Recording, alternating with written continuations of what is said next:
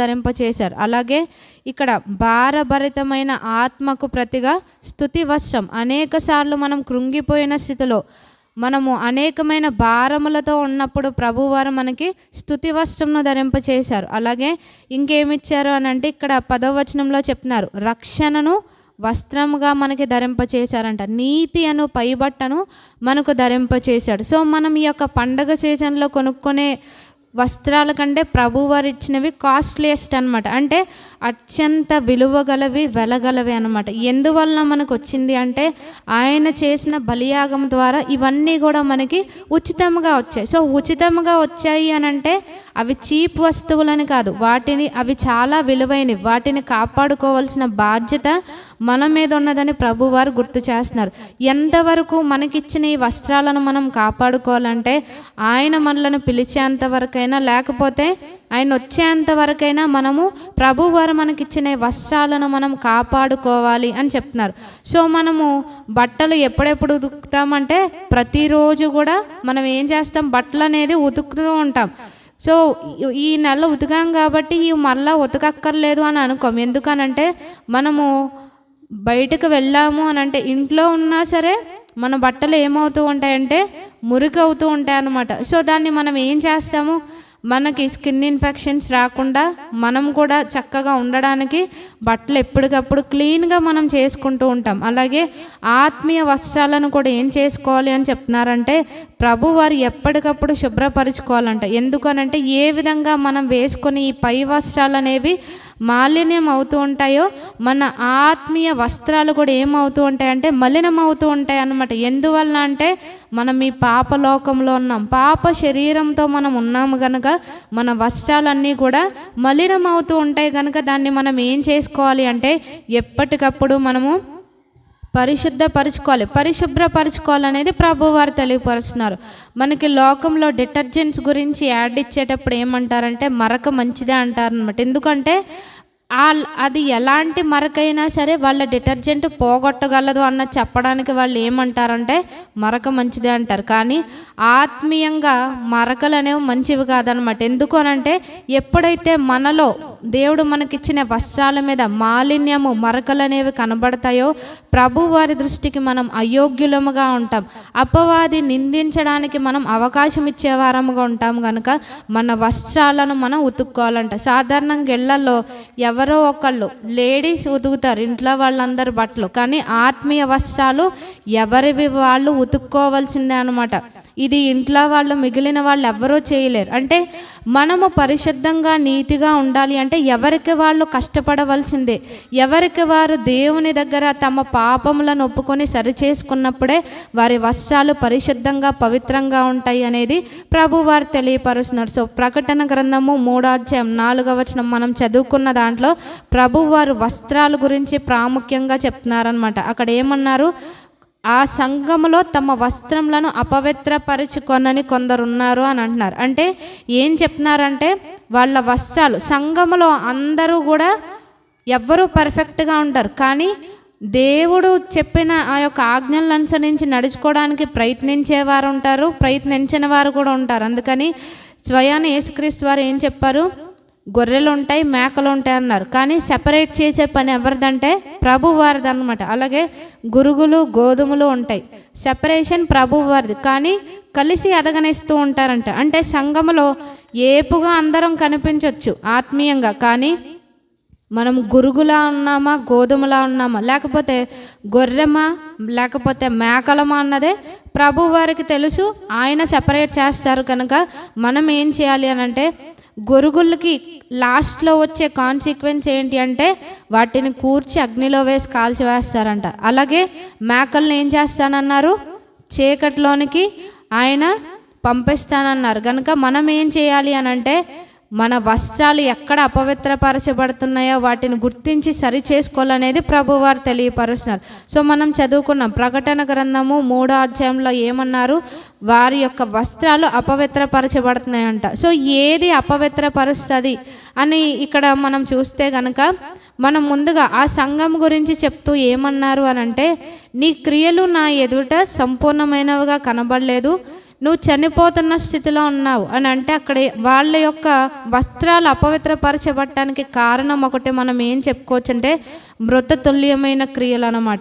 ఏవి మనల్ని మృతులుగా చేస్తాయి అంటే శరీర క్రియలు, పాప క్రియలకు ఎప్పుడైతే మనం అవకాశం ఇస్తూ ఉంటామో దేవుడు మనకు అనుగ్రహించిన ఈ వస్త్రాలన్నీ కూడా ఏమవుతాయంటే డాగులు, అలాగే వాటి మీద కళంకం అనేది ఫామ్ అవుతూ ఉంటుంది. కనుక ఏ విషయాల్లో మనం మృతతుల్యమైన క్రియలకు మనం చోటిస్తున్నాం అనేది గుర్తించాలి అనేది ప్రభువారు మనకి తెలియపరుస్తున్నారు. సో ఆ క్రియలు అనేవి సంఘములో అందరికీ చాలా మంచిగా కనిపించవచ్చు, కానీ మనము చేసే క్రియలు దేవుని దృష్టికి యోగ్యమైనవా కావా, ఆయనకి అంగీకారయుక్తమైనవా కాదా, మనము చేసే భక్తి అనేది మనం గుర్తించాలి. అంటే దేవుణ్ణి గణపరచని క్రియలు అన్నీ కూడా మన వస్త్రాలను అపవిత్రపరిచేవి, అవి మృతతుల్యమైన క్రియలు కనుక వాటిని మనం విసర్జించాలి అని ప్రభువారు తెలియపరుస్తున్నారు. అలాగే ఇంకా ఏది మన వస్త్రాలను అపవిత్రపరుస్తుందంటే ఈ లోక సంబంధమైన ఆచారాలు అనమాట. అందుకని పౌలు భక్తుడు ఏమన్నారు, రోమీలకు రాసిన పత్రిక 12వ అధ్యాయంలో మీరు ఈ లోక మర్యాదను అనుసరింపక, అంటే ప్రభువారు మనకి గైడ్ లైన్స్ ఇచ్చారు. మనం ఏ విధంగా జీవించాలి, ఏం తినాలి, ఎలా డ్రెస్అప్ అవ్వాలి, ఈ లోకంలో మనం ఎలా ఉండాలి, మన యొక్క వ్యక్తిత్వం ఏ విధంగా ఉండాలి అనేది ప్రతిదీ కూడా, మన ఆలోచనలు ఏ విధంగా ఉండాలి అనేది ప్రతిదీ కూడా పిన్ టు పిన్ ప్రభువారు మనకి తెలియపరిచారనమాట. సో మనం దాన్ని అనుసరించకుండా ఎక్కడైతే లోక సంబంధమైన ఆచారాలను, దీని కొరకు మనము వాటిని లోక సంబంధమైన వాటిని మనం అనుసరిస్తూ ఉంటామో ఏమవుతుంది అని అంటే మన వస్త్రాలు మలినమవుతూ ఉంటాయి అన్నమాట. సో ఎక్కడ మన జీవితంలో లోక సంబంధమైన ఆచారాలు, అనేక మంది విశ్వాసులం అని చెప్పుకునే వాళ్ళలో ఈ ఆచారాలు చాలా ఉంటాయన్నమాట. ప్రతి చిన్న విషయంలో కూడా వాళ్ళు ఏం చేస్తారు అని అంటే లోక సంబంధమైన ఆచారాలు, ఆ మాట అంటే మళ్ళీ నచ్చదు, కానీ ఏం చేస్తారంటే చాలా విషయాల్లో లోకాచారాలను వాళ్ళు పాటిస్తూ ఉంటారనమాట. అందుకని మనకి పాత నిబంధనలో కూడా ఏమన్నారంటే ఆ ఆచారాలను మీరు ఆచరించవద్దు అని స్పష్టంగా మనకి చెప్పారు. అంటే ప్రతి చిన్న విషయంలో కూడా మనం అంత కేర్ఫుల్గా ఉండాలి అనేది తెలియపరుస్తున్నారనమాట. సో ఎక్కడ లోక సంబంధమైన ఆచారాల ద్వారా మన యొక్క వస్త్రాలను మనము అపవిత్రపరుచుకుంటున్నాము అనేది మనం గుర్తించాలి అనేది ప్రభువారు తెలియపరుస్తున్నారు. అంటే సమాజంలో వచ్చే ఒత్తిళ్ళు మనం చూస్తున్నామా, చుట్టుపక్కల ఉన్న వారి వలన వచ్చే ఒత్తిళ్ళు మన వాటికి లొంగిపోతున్నామా, లేకపోతే దేవుడు మనకిచ్చిన ఆజ్ఞల కొరకు మనం నిలవబడుతున్నామా అనేది మనల్ని మనం ప్రశ్నించుకోవాలన్నమాట. అలాగే ఇంకొకటి ఏం చెప్తున్నారు అనంటే ఈ సార్దిస్ సంఘంలో ఉన్న వారి వస్త్రాలు ఎందుకు అపవిత్రపరచబడ్డాయి అనంటే వాళ్ళకి మెలకువ లేదు, ఆత్మీయమైన నిద్రావస్థలో వాళ్ళు ఉన్నారు కనుక వాళ్ళ వస్త్రాలు అపవిత్రపరచబడుతున్న సంగతి వాళ్ళు గుర్తించలేకపోయారు. మనము కూడా ఏ విషయంలో ఆత్మీయంగా నిద్రావస్థలో ఉన్నామో ఈ సంవత్సరాంతపు దినాల్లో మేల్కొని కొత్త సంవత్సరంలోకి ఆత్మీయ సోమరులుగా, ఆత్మీయ నిద్రావస్థలో మనం అడుగుపెట్టకూడదు, కానీ మెలకువగా ఉండి. అందుకని సార్దిస్ సంఘానికి ప్రభువారు ఏం చెప్పారంటే జాగరూకులై, అంటే మెలకువగా ఉండండి. మీ చుట్టూ ఏం జరుగుతుందో ఒక కంట కనిపెడుతూ మెలకువగా ఉండండి అని చెప్పారు. ఎందుకు మెలకువగా ఉండమన్నారు? మీరు శోధనలో ప్రవేశించకుండా, అంటే మీ వస్త్రాలు అపవిత్రపరచబడకుండా మెలకువగా ఉండి కాపాడుకోండి. ఎక్కడ మీరు అనవేరుగా ఉంటున్నారు, మెలకువ లేకపోతే కనుక వస్త్రాలు అపవిత్రపరచబడతాయి కనుక మెలకువగా ఉండి వస్త్రాలను పరిశుద్ధంగా కాపాడుకోవాలని చెప్తున్నారు. మనకందరికీ తెలుసు యెరూషలేము నుంచి యెరికోకి దిగి వెళ్ళుచున్న వ్యక్తికి జరిగిన విషయం ఏంటి అనంటే దొంగలు ఏం చేశారంట, అతని యొక్క ఏం దోచుకున్నారు, అతని బట్టలు దోచుకున్నారు. అతని దగ్గర ఉన్న డబ్బులు కాదు, విలువైనవి కాదు, బట్టలు దోచుకున్నారనమాట. అంటే శత్రువుకు కూడా ఏవి ప్రాముఖ్యమైనవో తెలుసు, అపవాదికి తెలుసు ఏం దోచుకోవాలో. మన ఇంటి నిండా బీరువా నిండా డబ్బులున్నా బంగారం ఉన్నా వాటిని దోచుకోడు. అసలు అపవాదికి ఉన్న పేరే దొంగ అని అంటాం. ఏం చేస్తాడు? దొంగతనమును హత్యను నాశనం చేయడానికి వస్తున్నాడు అని అన్నారు. ఏం దోచుకుంటాడు అపవాది? మన దగ్గర ఉన్న డబ్బు కాదు, మన ఆస్తిపాస్తులు కాదు. మనం చెప్పుకున్నాం దేవుడు మనకి వస్త్రాలు ఇచ్చారు, అవి యెషయా గ్రంథం 61వ అధ్యాయం 3వ వచనంలో 10వ వచనంలో మనకి తెలియపరచబడ్డాయి. దేవుడు మనకి ధరింపచేసిన ఉల్లాస వస్త్రము, స్తుతి వస్త్రము, అలాగే నీతి అను పైబట్ట, రక్షణ వస్త్రాన్ని, పరిశుద్ధ వస్త్రాలను ఏం చేస్తాడు అపవాది? దొంగిలించేవాడుగా ఉంటాడు. సో ఎప్పుడు దొంగిలించబడటానికి మనం అవకాశం ఇస్తూ ఉంటామంటే, మెలకువ లేకుండా మనం ఎప్పుడైతే యెరూషలేము నుంచి, అంటే దేవుని సన్నిధానం నుంచి, యెరికో దేనికి సాదృశ్యంగా ఉందంటే లోకానికి సాదృశ్యంగా ఉంది.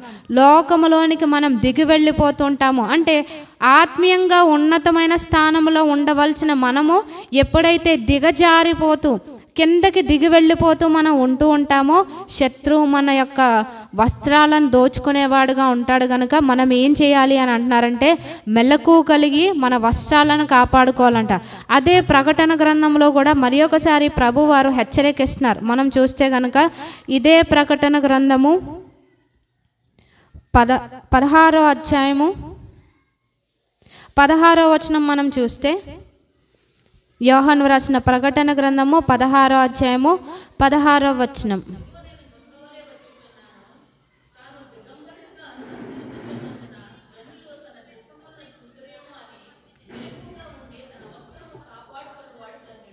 సో ఇక్కడ ప్రభువారు ఇచ్చే మరి ఒక హెచ్చరిక ఏమంటున్నారంటే, అపవాది మన వస్త్రాలను దొంగిలించేవాడుగా ప్రయత్నిస్తూ ఉంటాడు. కనుక మన వస్త్రాలను మనం ఎలా కాపాడుకోవాలంట?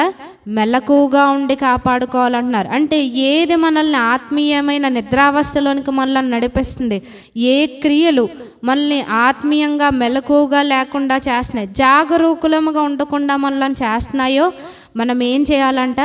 వాటి విషయంలో జాగ్రత్త కలిగి ఉండాలి. సో ప్రభువారు తెలియపరిచారు ఏది మనలను మందస్థితిలోనికి నడిపిస్తుంది. స్పెసిఫిక్గా ప్రభువారు కొన్ని విషయాలు చెప్పారు, దేనివల్ల మన హృదయాలు మందస్థితిలోనికి వెళ్తాయి.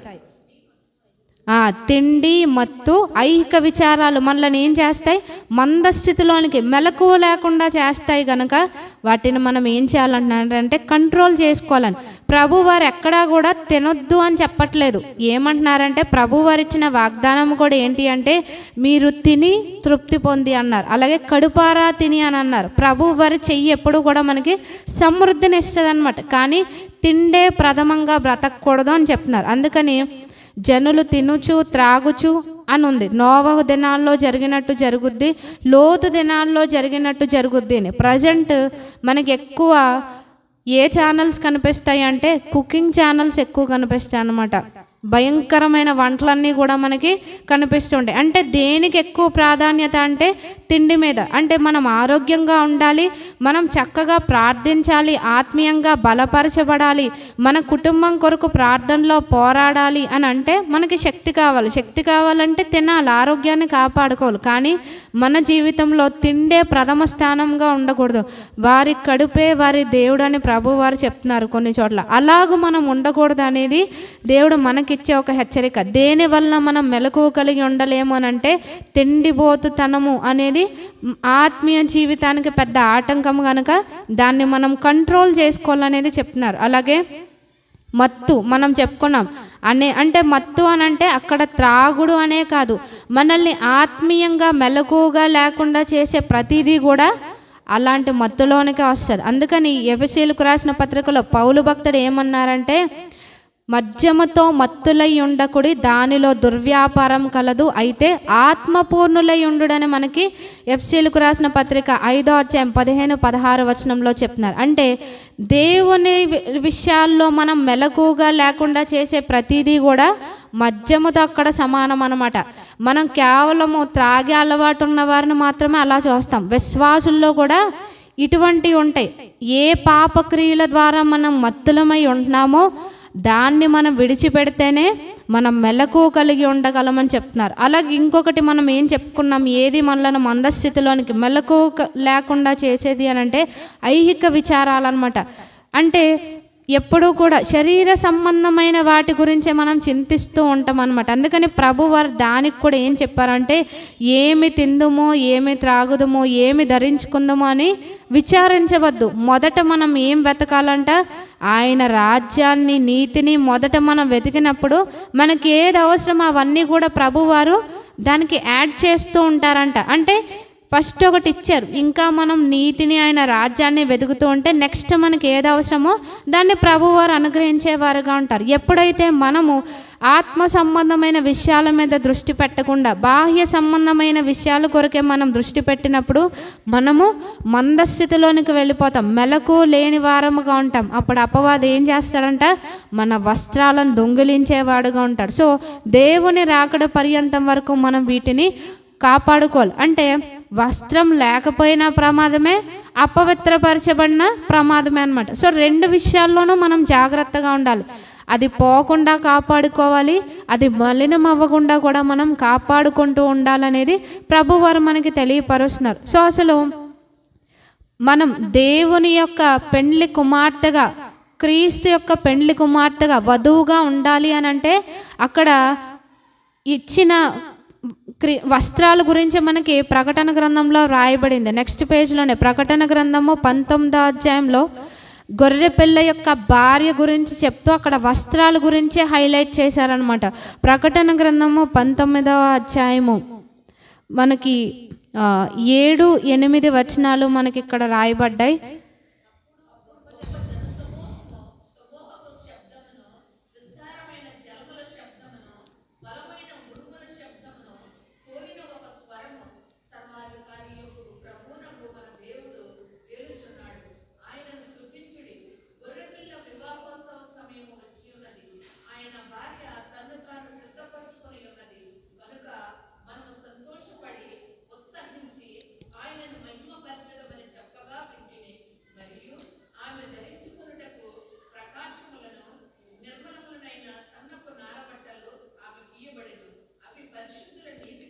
సో ఇక్కడ గొర్రెపిల్ల యొక్క భార్య గురించి చెప్తున్నప్పుడు వస్త్రాల గురించి మనకి ప్రాముఖ్యంగా రాయబడింది.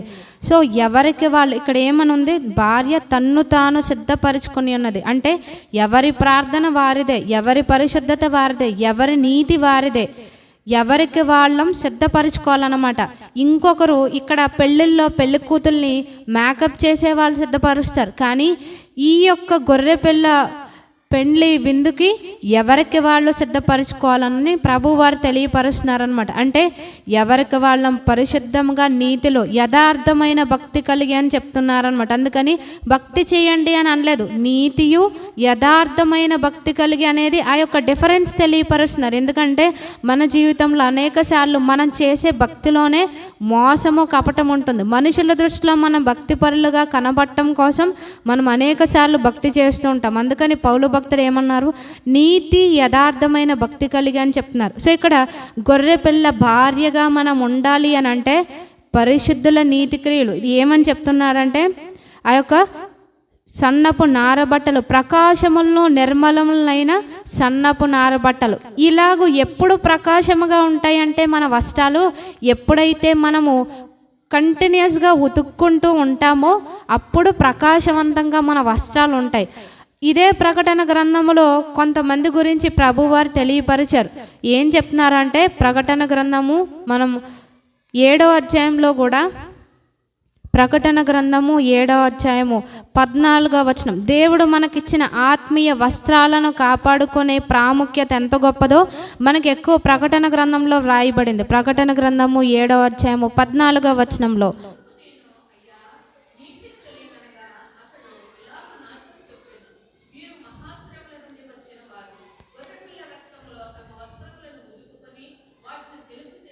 సో ఇక్కడ కొంతమంది భక్తుల గురించి చెప్తూ ఇక్కడ ఏమంటున్నారు అంటే 13వ వచనంలో వారు తెల్లని వస్త్రంలో ధరించుకొని ఉన్నారంట. వాళ్ళ గుర్తింపు దేనిలో కనబడుతుందంటే వాళ్ళు ఎంత భక్తి చేశారు, దేవుని కొరకు వీళ్ళు ఎంత ప్రయాసపడ్డారు అన్న దాంట్లో వాళ్ళ గుర్తింపు కనిపించట్లే. దేని ద్వారా వాళ్ళకు గుర్తింపు కలిగింది అంటే వాళ్ళు ధరించుకున్న తెల్లని వస్త్రముల ద్వారా వాళ్ళకి గుర్తింపు కలిగింది అనమాట. సో వీళ్ళెవరు అని అంటే మహాశ్రమల నుంచి వచ్చిన వారు గొర్రెపిల్ల రక్తములో తమ వస్త్రములను ఉతుక్కొని వాటిని తెలుపు చేసుకోండి. అంటే ప్రతిదినము కూడా మనం ఏం చేయాలంటే ఆయన రక్తములో దేవుడు మనకిచ్చిన వస్త్రాలను మనము పరిశుద్ధపరచుకోవాలి, ఉతుక్కుంటూ ఉండాలి అనేది దేవుడు మనకి తెలియపరుస్తున్నారు. సో మనం ధ్యానించాం ఏ విధంగా వస్త్రాలు అపవిత్రపరచబడతాయి అంటే మొట్టమొదటిగా మృతతుల్యమైన క్రియల ద్వారా, శరీర క్రియల ద్వారా మన వస్త్రాలు అపవిత్రపరచబడతాయి. రెండోది ఏంటి అంటే లోకానుసారమైన ఆచారాలు, ప్రజల్ని మనము మెప్పించాలి, మన చుట్టూ ఉన్న వారిని, లేకపోతే ఈ సంప్రదాయాలు, ఈ సంస్కృతి మనం ఎప్పుడైతే రాజీ పడుతూ ఉంటామో, వాటిని మనం చేస్తూ ఉంటామో, అవి మన వస్త్రాలను అపవిత్రపరిచేవిగా ఉంటాయి. మూడవదిగా మెలకువ లేని స్థితి మన వస్త్రాలను అపవిత్రపరిచేదిగా ఉంటుంది. సో నాలుగవది ఏది మన వస్త్రాలను అపవిత్రపరుస్తుంది అని అంటే మన ఒప్పుకొనని పాపం అన్నమాట. అంటే పాపం చేసినప్పుడు మనం ఏం చేయాలి? దావీదు భక్తుడు ఏమంటారంటే, నేను నీ ఎదుట నా దోషమును కప్పుకొనక వాటిని ఒప్పుకొందును అనుకుంటుని అన్నారు. సో మనం పాపం చేసినప్పుడు వెంటనే ఏం చేయాలి అని అంటే మన హృదయాలను కఠినపరుచుకోకుండా దాన్ని ఒప్పుకొని విడిచిపెట్టాలి అని. ఎప్పుడైతే మనం ఒప్పుకోమో మన వస్త్రాలు అపవిత్రపరచబడతాయి. అందుకని నిజమైన భక్తి ఏంటి అనేది యాకోబు పత్రిక 1వ అధ్యాయం 27వ వచనంలో, తండ్రి అయిన దేవుని ఎదుట పరిశుద్ధమును నిష్కళంకమునైన భక్తి ఏదనగా దిక్కులేని పిల్లలను, విధవరాండ్రను వారి ఇబ్బందుల్లో పరామర్శించుచు. సో నెక్స్ట్ చెప్పేది ఏంటి అంటే ఇహలోక మాలిన్యము తనకు అంటకుండా తన్ను తాను కాపాడుకొనుటయునే అని అన్నారు. అది నిజమైన భక్తి అని చెప్తున్నారు. సో ఎక్కడ మన జీవితంలో పాపమును ఒప్పుకోలేదు, ఏ విషయాల్లో అనేది మనం ప్రభు వారి దగ్గర అడిగి తెలుసుకోవాలన్నమాట. మనం దేవుని సన్నిధిలో ఉన్నప్పుడు అప్పుడు మన పాపములన్నీ కూడా బట్టబయలవుతాయి. అదే మోషే భక్తుడు చెప్పారు 90వ అధ్యాయంలో కీర్తనలు ఏమన్నారు? నీ ముఖ కాంతిలో మా రహస్య పాపములు కనబడుచున్నవని. సో మనం ఏం చేయాలి అని అంటే దేవుని సన్నిధిలో మనం ఉండి, దేవా ఏ విషయాల్లో నా రహస్య పాపాలు నాకు బయలుపరచను అన్నప్పుడు మన రహస్య పాపాలు ప్రభువారు మనకి తెలియపరిచేవారుగా ఉంటారు. మోషే భక్తుడి గురించి దేవాది దేవుడు గొప్ప సాక్ష్యం ఇచ్చారు. ఏమన్నారు? భూమి మీద ఉన్న వారందరిలో మిక్కిలి సాత్వికుడు అన్నారు. అలాగే నా ఇల్లంతట్లో నమ్మకమైన వాడు అన్నారు. ఇంత భక్తుడే ఏమన్నారు? నీ ముఖ కాంతిలో మా రహస్య పాపాలు కనబడుచున్నవని. ఆయన 40 దినాలు, ఎన్ని 40 దినాలు అక్కడ దేవుని సన్నిధిలో గడిపారు? 3 సార్లు.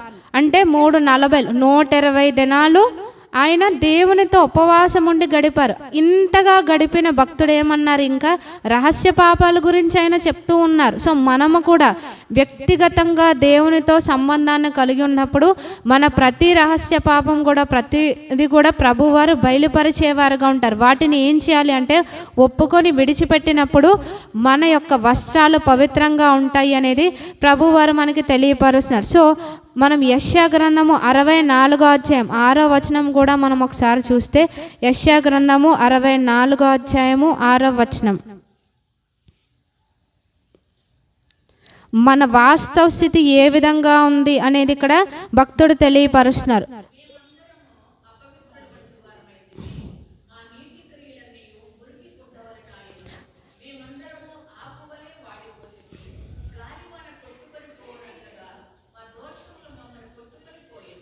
సో ఇక్కడ భక్తుడు చెప్తున్నారు, మేమందరము అపవిత్రుల వంటి వారమైతిమి అని. ఎలాంటి భక్తుడు చెప్తున్నాడు? అత్యున్నతమైన సింహాసనం మీద పరిశుద్ధుడు పరిశుద్ధుడు అని కొనియాడబడుతున్న దేవాది దేవుని చూసిన గొప్ప భక్తుడు యెషయా భక్తుడు ఏమంటున్నారు? మేమందరము అపవిత్రుల వంటి వారమని. మన ప్రార్థనకి ఒక జవాబు వచ్చినా, మనకి దేవుడు చిన్న విషయం బయలుపరిచిన మనల్ని ఎవ్వరూ పట్టుకోలేరు. కానీ ఇక్కడ యెషయా భక్తుడు ఎంతగా తగ్గించుకుంటున్నారంటే, అంత గొప్ప దర్శనాన్ని చూచిన భక్తుడు కూడా మేమందరం అపవిత్రుల వంటి వారమైతమన్నారు. సో మన అపవిత్రతను మనం గుర్తించే వారిగా ఉండాలి. ప్రభు వారు మనకి తెలియపరిచినప్పుడు ఒప్పుకొని విడిచిపెట్టే మనస్తత్వం మనకు ఉండాలన్నమాట. సో ఎప్పుడు మనకు కనిపిస్తుంది అని అంటే మన యొక్క పాపములు ఇవన్నీ కూడా మనం ఎప్పుడైతే ఆయన సన్నిధిలో మనల్ని మనం తగ్గించుకుంటామో మన వాస్తవ స్థితి మనం గుర్తించగలం. అందుకని విశ్వాసులకు తండ్రి అయిన అబ్రహాం గారు ఏమన్నారు? నేను ధూళిని అన్నారు, నేను బూడిదని అన్నారు. అలాగే దేవుని చేత సాక్ష్యం పొందుకున్నారు. మొట్టమొదటి భక్తుడు యోబు గారు, ఆయన గురించి ఇచ్చిన సాక్ష్యం ఏంటి అనంటే, యథార్థవర్తనుడు, నీతిమంతుడు, న్యాయవంతుడు, దేవుని యెడల భయభక్తులు కలిగి చెడుతనాన్ని విసర్జించిన వాడు అని దేవాదేవుడు ఆయన గురించి సాక్ష్యం ఇచ్చారు. ఆయన కూడా ఏమన్నారు? ఆయన ఎలాంటి వాడని చెప్తున్నారు? యోబు గ్రంథం 42వ అధ్యాయం మనం చూస్తే, యోబు గ్రంథము 42వ అధ్యాయము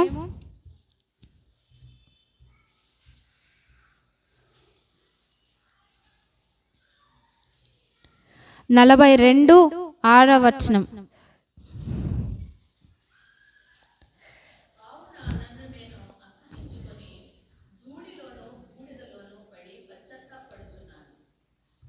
సో ఇక్కడ ప్రభువారు దగ్గర యోబు గారు ఏమి ఆయన ఒప్పుకుంటున్నారు? నన్ను నేను అసహించుకొని ధూళిలోను బూడిదలోను పడి పశ్చాత్తాపడుతున్నాను అన్నారు. ఇదే విషయం అబ్రహాము గారు కూడా అన్నారు. ధూళియు బూడిదయునైనా నేను మాట్లాడ తెగించున్నాను అన్నారు. అంటే మనం ఎంత అల్పులమో మనం అది ఎప్పుడు గుర్తించగలము అని అంటే మనల్ని మనం తగ్గించుకున్నప్పుడు, దేవుని యొక్క మహాత్యాన్ని మనం గుర్తించినప్పుడు మనం ఎంత అల్పులమో ఈ సృష్టిలో దేవుడు మనకి తెలియపరుస్తారనమాట. సో ఎప్పుడైతే మన హృదయంలో ఇటువంటి ఒప్పుకొనని పాపం ఉందో వాటిని మనము సరి చేసుకుంటూ ఉంటే మన వస్త్రాలు పవిత్రపరచబడతాయి. నెక్స్ట్ మనం చూసేది ఇంకొక అంశం, ఏది మన వస్త్రాలను అపవిత్రపరుస్తుంది అని అంటే మనం అనేక విషయాల్లో రాజీ పడుతూ ఉంటాం అన్నమాట. ఏం పర్వాలేదులే, ఇలా నేను చేసి దేవుని దగ్గర ఒప్పుకోవచ్చు, ఆయన క్షమించుటకు సిద్ధమైన మనసు గలవాడు కదా అని మనల్ని మనం ఏం చేస్తూ ఉంటామంటే మన తప్పులను మనం అక్కడ జస్టిఫై చేసుకుంటూ ఉంటాం, రాజీ పడుతూ ఉంటాం కొన్ని విషయాల్లో. అంటే ఆయన పెట్టిన స్టాండర్డ్స్కి మనం నిలబడకుండా రాజీ పడుతూ దిగజారిపోతూ ఉంటాం. వాటి వల్ల ఏమవుతుంది అంటే దేవుడు మనకిచ్చిన వస్త్రాలు అపవిత్రపరచబడుతూ ఉంటాయి. కనుక ఏ విషయాల్లో మనం రాజీ పడుతున్నాం, ఏం పర్వాలేదులే అని మనం అనుకుంటున్నామో ఆ విషయాల్లో మనం సరి చేసుకోవాలంట. అంటే ఏ అబద్ధ బోధలకు మనం లొంగిపోతున్నాం, ఏ విషయాల్లో నైతికంగా మనం పడిపోతున్నాం, ఏ ఆత్మీయ సోమర్థనంకు మనం చోటిస్తూ రాజీ పడుతున్నామో, తర్వాత ప్రార్థన చేయొచ్చులే, తర్వాత మందిరానికి వెళ్ళొచ్చులే, ఇవన్నీ రాజీ పడే మనస్తత్వం ఏం చేస్తుంది అంటే మనల్ని ఆత్మీయంగా చల్లారుస్తుంది. దేవుడు మనకిచ్చిన వస్త్రాలను అపవిత్రపరిచేదిగా ఉంటుంది. కనుక వీటన్నిటిని కూడా మనము సరి చేసుకోవాలి అని చెప్తున్నారు. సో మన వస్త్రాలను అపవిత్రపరిచే ఇంకొక అంశం ఏంటి అని అంటే 2 తిమోతి పత్రిక 2వ అధ్యాయము 2 తిమోతి పత్రిక 2వ అధ్యాయము 16వ వచనం మనం చూస్తే ఏది మన వస్త్రాలను అపవిత్రపరుస్తుంది అనేది మనకు అక్కడ రాయబడింది.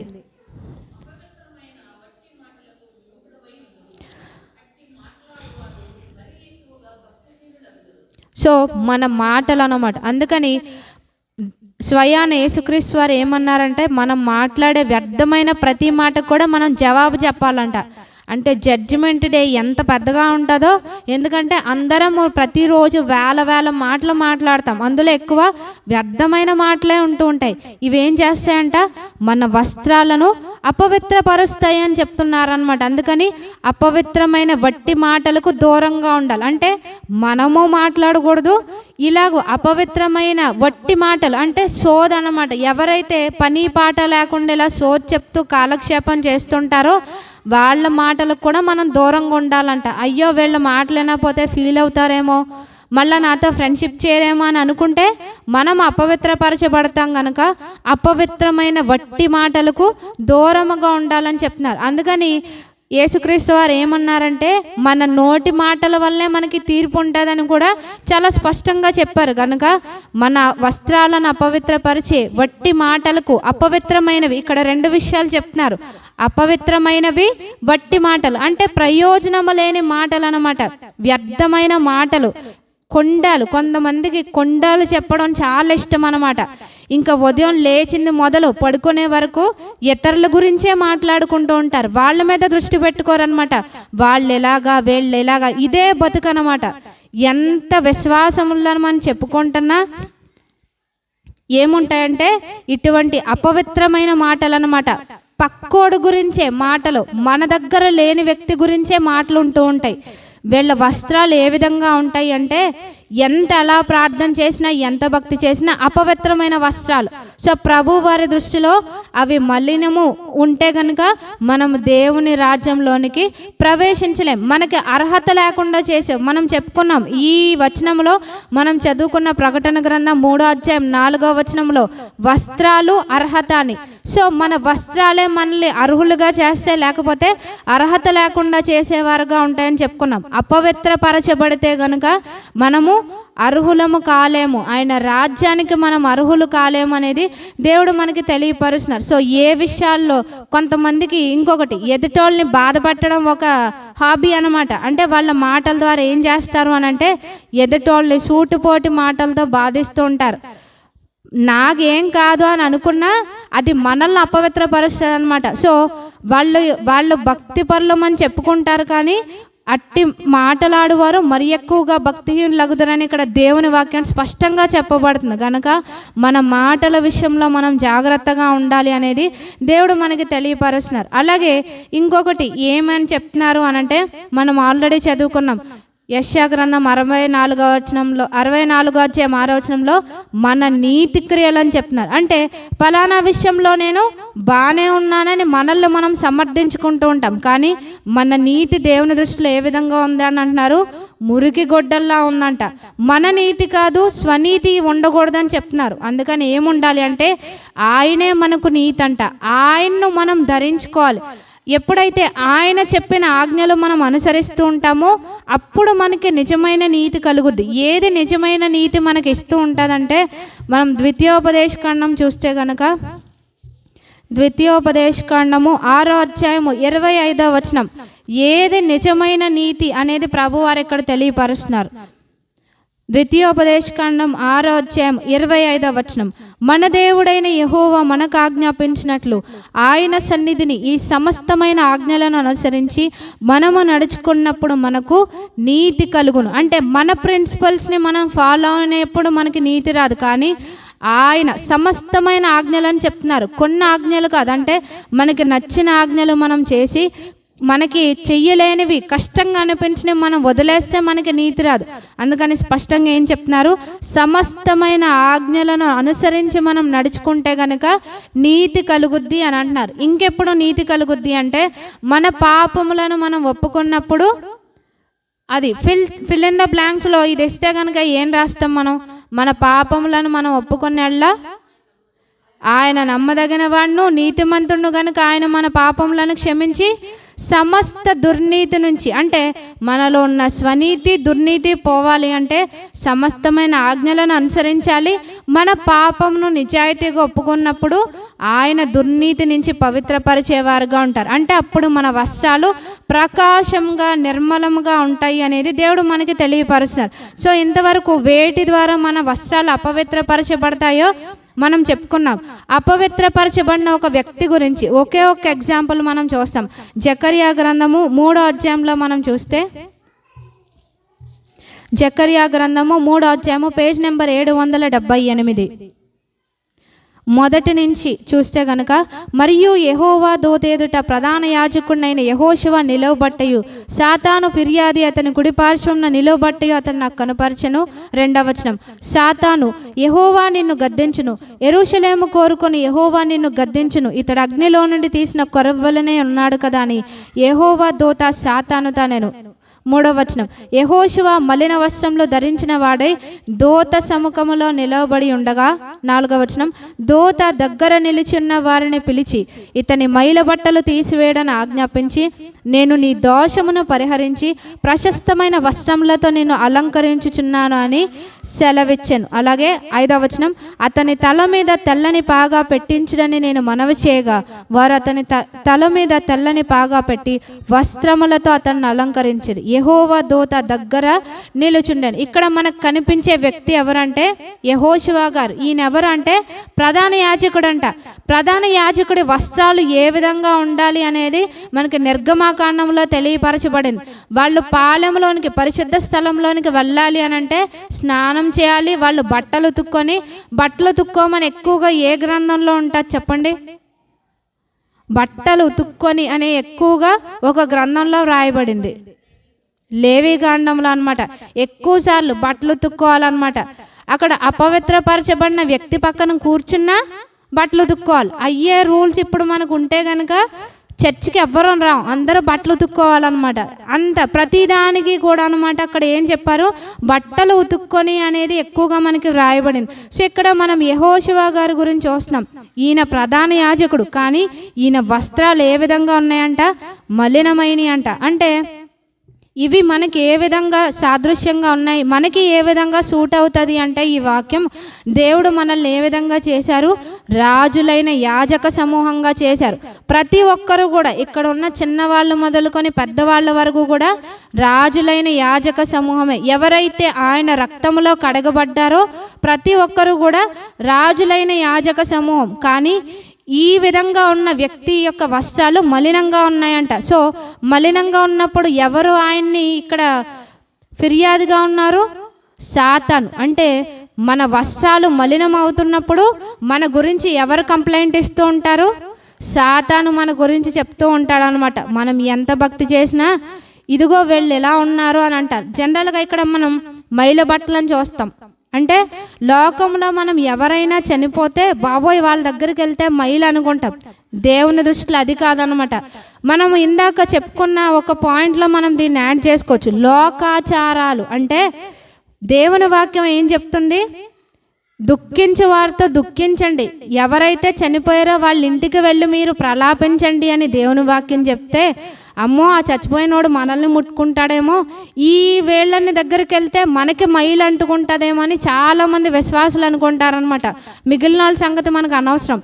ఏమనుకుంటారంటే వీళ్ళ వల్ల మాకు మైల అపవిత్రత అనుకుంటారు. అది లోకానుసారమైన ఆచారం.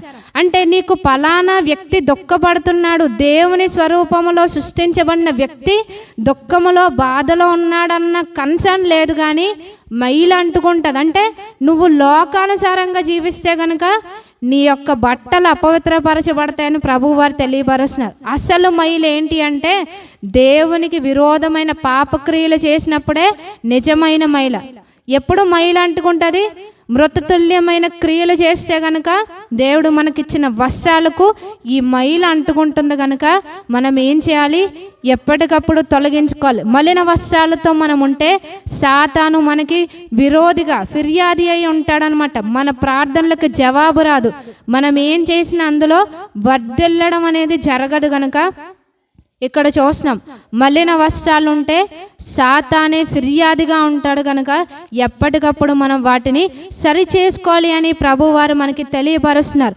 సో మనం ఎప్పుడైతే ఆయన సన్నిధిలో మన పరిస్థితి సరి చేస్తామో, దేవుడు ఏ విధంగా యెహోషువ గారి యొక్క మైల బట్టలు తొలగించి ప్రశస్త వస్త్రములతో అలంకరించారో మనల్ని కూడా ఆ విధంగా అలంకరించేవారుగా అంటారు. సో ఆరాధనకి మనము పైకి మురికి బట్టలు వేసుకొని రాకపోవచ్చు, కానీ ఆత్మీయంగా మలినమైన వస్త్రాలతో మైల బట్టలతో మనము మురికి బట్టలతో మనం ఆరాధిస్తే మన ఆరాధన అంగీకారయుక్తంగా ఉంటుందంటారా?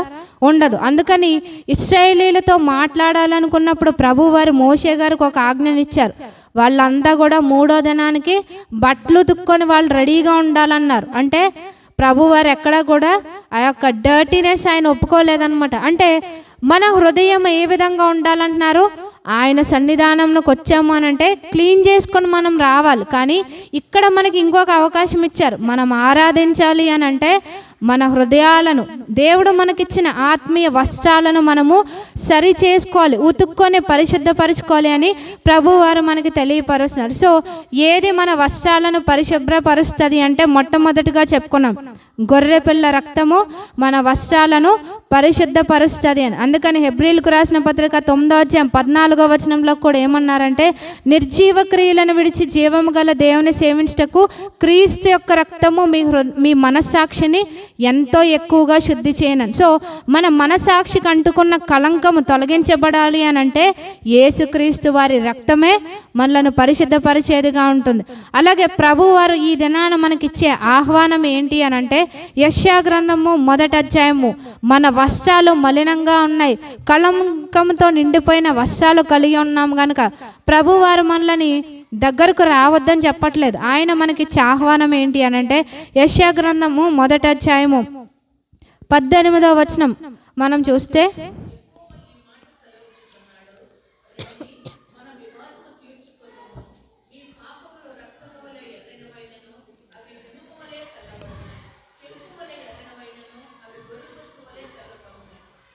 సో ఇక్కడ ప్రభువారు మనకిచ్చే ఆహ్వానం ఏంటి అని అంటే, మీరు మలిన వస్త్రాలతో ఉన్నారని, ఇలాగూ కళంకంతో నిండిపోయి ఉన్నారని దూరం అవ్వక్కర్లేదు, నా దగ్గరకు రండి అని చెప్తున్నారు. సో మన బట్టలు ఎంతగా మాసిపోయినా, ఎంత కళంకంతో నిండిపోయినా, ఆయన రక్తము పరిశుభ్రపరచలేని దౌర్భాగ్య స్థితిలో అయితే మనము లేము అనేది ప్రభువారు చెప్తున్నారు.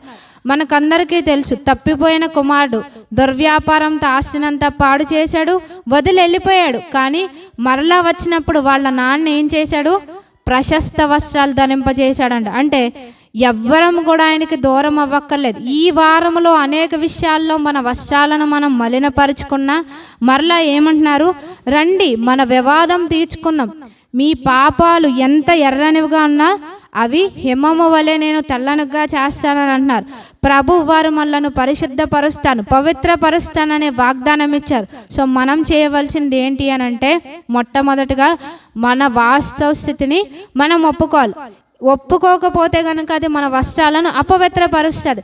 మన వస్త్రాలు పరిశుభ్రపరచబడాలి అని అంటే మన పాపములను మనం ఒప్పుకోవాలి అని తెలియపరుస్తున్నారు. అలాగే రెండవదిగా ఏ విధంగా మన వస్త్రాలు మనం పరిశుభ్రపరచబడతాయి అని అంటే, ఎప్పటికప్పుడు మనం మారు మనసు నొందడం వల్ల. అందుకని పౌలు భక్తుడు ఏమన్నారు? మీ మనస్సులు మారి నూతన మగట వల్ల. ఎప్పటికప్పుడు మనం ఏం చేయాలంటే, మృతతుల్యమైన క్రియలను విడిచిపెట్టి, ప్రాచీన స్వభావంతో కూడిన క్రియలను విడిచిపెట్టి ఎప్పటికప్పుడు మన మనసులను ఏం చేయాలంట? నూతన పరుచుకోవాలి. ఏ విధంగా? దేవుని యొక్క వాక్యము చదువుతున్నప్పుడు మనలో ఉన్న పాత స్థితి అంతా పోయి మన బ్రెయిన్లో ఏమవుతుంది అంటే నూతనత్వం వస్తూ ఉంటుంది అనమాట.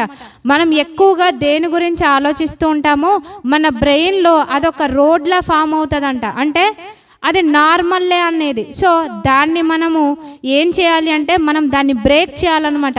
మన పాపపు ఆలోచనలు, పాపపు అలవాట్లు అనేకమైనవి మనకి బ్రెయిన్లో ఆ యొక్క రోడ్వేస్గా ఉండిపోయినాయి ఇప్పటికే. అవి దేని ద్వారా బ్రేక్ అవుతాయి అంటే, మనం వాక్యం చదివినప్పుడు మన యొక్క హృదయాలు నూతన పరచబడుతూ ఉంటాయి. అలాగే ఏం చేయాలి అంటే, దాన్ని మనం అనుసరించి నడుచుకోవాలి. అలాగే మన వస్త్రాలను అపవిత్రపరిచేవి వట్టి మాటలు, అపవిత్రమైన మాటలు అని చెప్పుకున్నాం. సో దానికి మనము దూరంగా ఉండాలని ప్రభు వారు మనకి తెలియపరుస్తున్నారు. ఏవి నిత్యమైనవో దాని మీద మనము దృష్టి పెట్టినప్పుడు మన వస్త్రాలు పవిత్రంగా, పరిశుద్ధంగా ఉంటాయి. సో అప్పుడు మనం ఏ విధంగా ఉంటాం? ఆయన దృష్టికి అర్హులముగా ఉంటాం. మన అర్హతను పోగొట్టే ఈ యొక్క అపవిత్రతనంతా కూడా మనం తొలగించుకోవాలి అని ప్రభు వారు మనకి తెలియపరుస్తున్నారు. అందుకని ఆయన్ని ఆరాధించినప్పుడు ఏ విధమైన అలంకారాలతో ఆరాధించాలంటున్నారు? పరిశుద్ధ అలంకారాలు ధరించి. అంటే అపవిత్రత, కళంకము, మాలిన్యం తొలగించుకున్నప్పుడు పరిశుద్ధమైన అలంకారములు మనం ధరించుకునే వారంగా ఉంటాం. అది మనం కలిగి ఉన్నప్పుడు మన ఆరాధన ఆయనకి అంగీకారంగా ఉంటుంది. కనుక ఈ వారమంతా కూడా ఏ విషయాల్లో మనం అపవిత్రపరచబడ్డామో అవన్నీ కూడా ఆయన సన్నిధిలో ఒప్పుకొని సరిచేసుకొని ఆయన రక్తములో మన వస్త్రాలను ఉతుక్కొని అప్పుడు మనము చేసే ఆరాధన ఆయన దృష్టికి అంగీకారంగా ఉంటుందని దేవుడు మనకి తెలియపరుస్తున్నారు. సో మన వస్త్రములను కాపాడుకుంటకు, పరిశుద్ధపరచుకుంటకు దేవుడు మనకు సహాయం చేయనుగాక. ఆమేన్.